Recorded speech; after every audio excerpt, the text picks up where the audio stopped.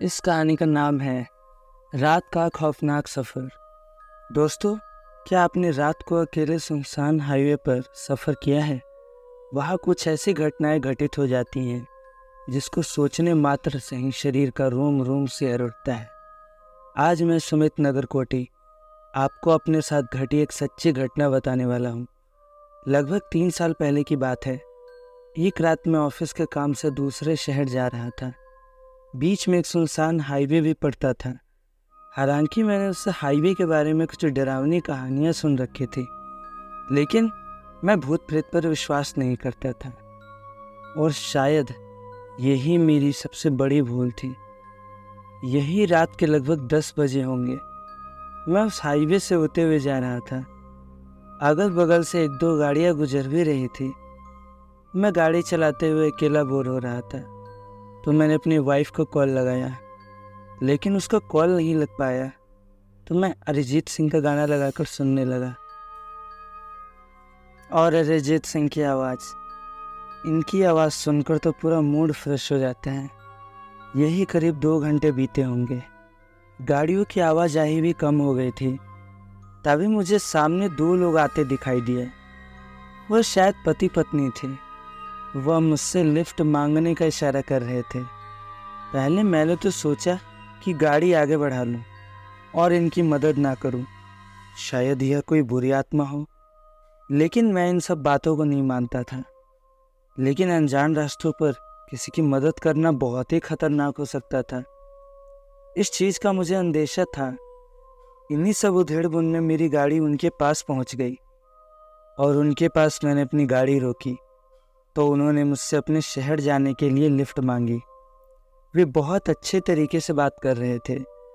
उनका स्वभाव काफ़ी अच्छा था, तो मैं उन्हें मना नहीं कर पाया और उन्हें लिफ्ट दे दी। और यहीं पर मैंने अपनी ज़िंदगी की सबसे बड़ी गलती कर दी। उनकी गाड़ी में बैठते ही उनके साथ बातचीत का दौर शुरू हो गया। पहले तो नॉर्मल सोशल लाइफ पर बातें होती रही। अचानक ही इस हाईवे के बारे में जो कहानियाँ सुनाई जाती है उसका जिक्र आ गया। मैं अंदर से थोड़ा डर गया जब उन्होंने बताया कि इस हाईवे पर बहुत सारे लोगों की जान गई है और उनकी आत्मा भी आज भटक रही है और यहाँ आते जाते लोगों से लिफ्ट मांगते रहते हैं अपनी मंजिल पर पहुँचने के लिए। यह सुनते ही मुझे कार के चलती एसी के बावजूद भी पसीने आने लगे। उन्होंने मेरी हालत देखकर मुझसे पूछा, क्या तुम ठीक हो? मैंने उन्हें अपना सर हिलाकर हाँ में प्रतिक्रिया दे दी। और फिर उन्होंने मुझसे पूछा कि हम लोग पिछले 3 घंटे से वहाँ खड़े थे, लेकिन कोई भी हमें वहाँ लिफ्ट नहीं दे रहा था, लेकिन तुमने हमें लिफ्ट दे दी। क्या तुम्हें इस हाईवे के डरावने सच के बारे में नहीं पता? यह बात सुनते ही मैंने उनसे कहा कि मैं इन सब चीज़ों पर विश्वास नहीं करता। क्या पता सब लोगों के द्वारा मनगढ़ंत कहानियाँ बनाई हुई है ताकि लोग डरते रहें। मेरी इस बात को सुनते ही उन दोनों के चेहरों का भाव बदल गया। वे दोनों मुझे घूर के देखने लगे। मैं उन्हें इस प्रकार घूरते देखकर थोड़ा असहज महसूस करने लगा। फिर मैंने अपनी चुप्पी तोड़ते हुए उनसे पूछा कि क्या हुआ, आप लोग मुझे ऐसे क्यों देख रहे हो? मेरी इस बात को सुनते ही उस आदमी ने कहा कि समय सबको एक दिन सच दिखाई देता है। मैं इनकी बातों का अर्थ समझ चुका था। तभी मेरी नज़र मेरी कार के साइड मिरर में गई। मैंने उसमें जो देखा उसे देखकर मेरी सांस हलक में अटक गई। मैंने उन दोनों से कांपते हुए शब्दों में कहा कि मेरी कार के पीछे कोई भयानक चेहरे का व्यक्ति दौड़ रहा है। मेरी इस बात को सुनते ही दोनों हंसने लगे और कहने लगे कि हमने जो तुम्हें कहानियाँ सुनाई तो उसी का फ़ायदा उठाकर तुम हमें डराने की कोशिश कर रहे हो। उन दोनों ने मेरी बात का विश्वास नहीं किया। तभी मेरी नज़र गाड़ी के आगे गई।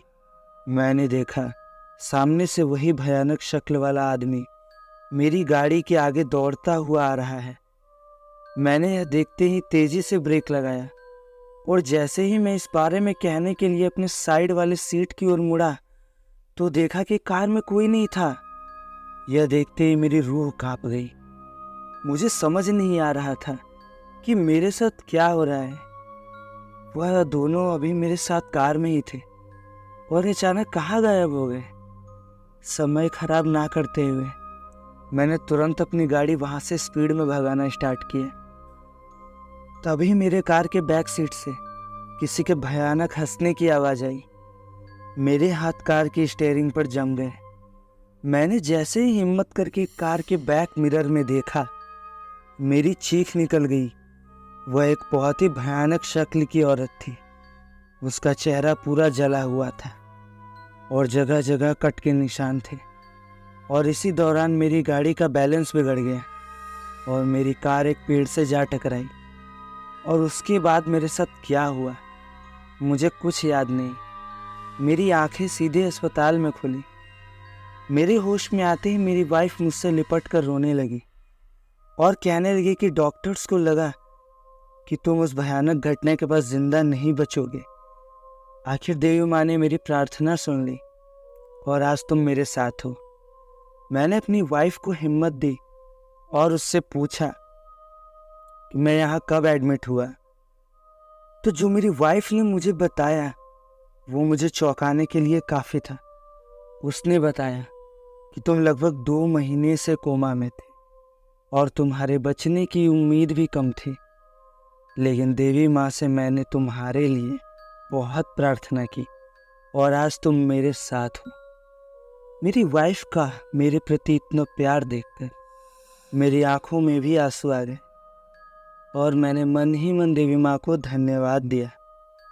अगले 1 महीने के बाद मैं हॉस्पिटल से डिस्चार्ज हो गया और अपने घर आ गया। लेकिन आज भी यह घटना याद आती है तो मेरी रूह कांप जाती है। हालांकि उसके बाद से कभी मैंने रात को सफ़र नहीं किया। इस घटना को लगभग 3 साल बीत गए, लेकिन उस हाईवे पर ऐसी भयानक घटनाएं आज भी जारी हैं। तो दोस्तों, कैसी लगी ये सच्ची कहानी? अगर आपके साथ भी कोई भयावह घटना हुई हो तो उसकी स्टोरी मेरे इंस्टाग्राम पर भेजें और मैं अपने इस चैनल के माध्यम से आप सभी दर्शकों तक उस कहानी को पहुंचाऊंगा। और हाँ, हमारे चैनल पर जाकर प्लेलिस्ट को भी चेक कीजिए ताकि आपको ऐसे ही बढ़िया बढ़िया कहानियाँ देखने को मिल जाएंगी। तो दोस्तों, जय हिंद। मिलते हैं अगली वीडियो में।